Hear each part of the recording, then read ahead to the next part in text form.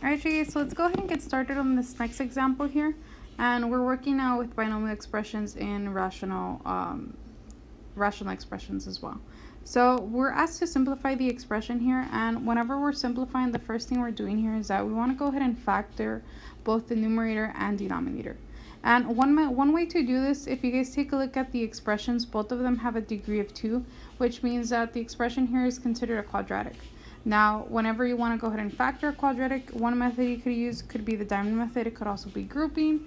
But we're going to go ahead and see that in other examples. But in this case, I'm actually not going to be using any of those methods because I can recognize my factors, my binomial factors from here. So in this case, the top expression is a difference of squares, which means that my factors will be an x minus a 3 and x plus a 3. And this basically, you get it by taking the square root of each of the terms here. So square root of x squared would be x and x, which is why we have here. And the square root of 9 would be a 3, but also a positive 3. So then let's go ahead and move on to the next one. And then we have x squared plus a 5x plus 6. Now on this one, we're basically looking for two factors that multiplied to 6, but also add up to a 5.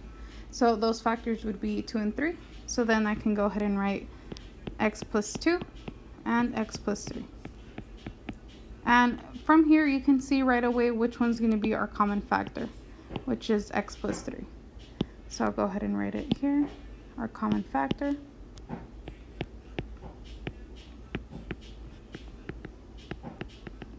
is x plus 3, which means that this factor is going to be the one that's going to be canceling out. So then moving on from here, we have x minus 3 over x plus 2.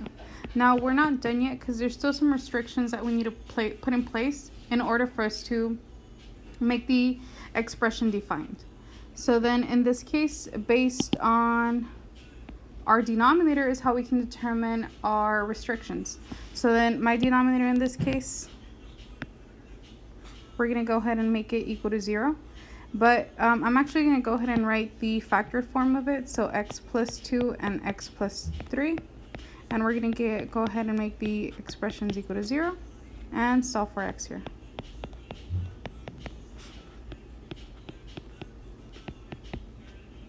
So then x equals negative 2 and x equals negative 3.